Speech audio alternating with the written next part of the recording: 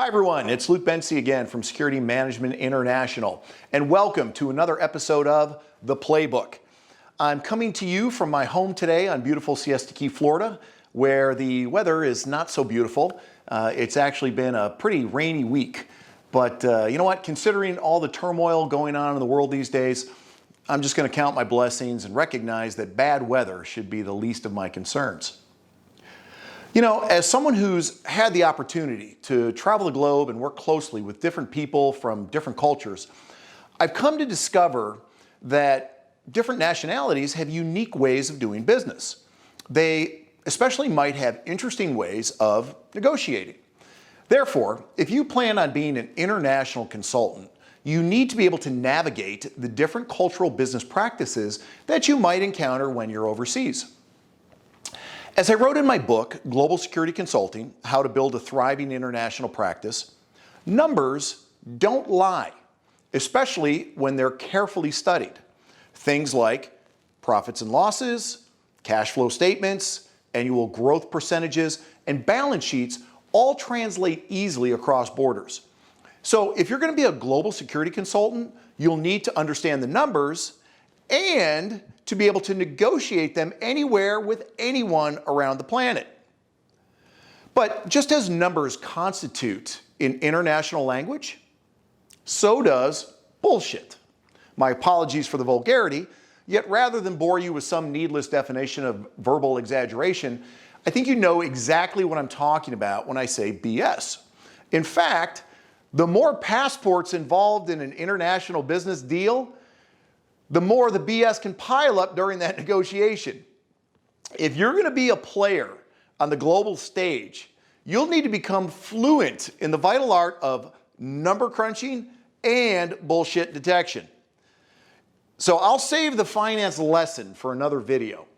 But today, I want to focus on the two principal rules of negotiation that we have for our associates here in SMI. What's in our company playbook? In this, we spell out these two rules in black and white.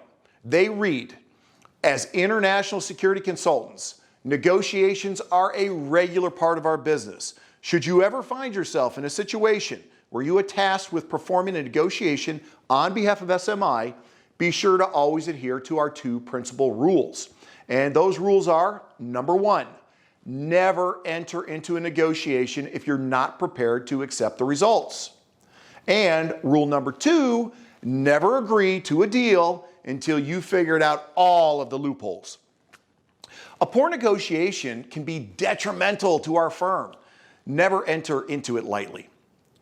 To further assist our associates, we've compiled a list of 10 useful tips that we share with our team prior to them entering into any type of negotiation. So I'll share those with you now. Tip number one, do your homework. Know who you are negotiating with. Tip number two, listen more than you speak. If you're speaking too much during a negotiation, you're already losing. Step three, be polite. Always keep your cool. Number four, be flexible. Red lines in a negotiation rarely work. Number five, ask probing questions. Very important. Number six, trust but verify, the old Ronald Reagan saying. Number seven, keep your thoughts to yourself. This is very important. Number eight, be in control of the negotiation. And you can do this. You can control the discussion without talking too much.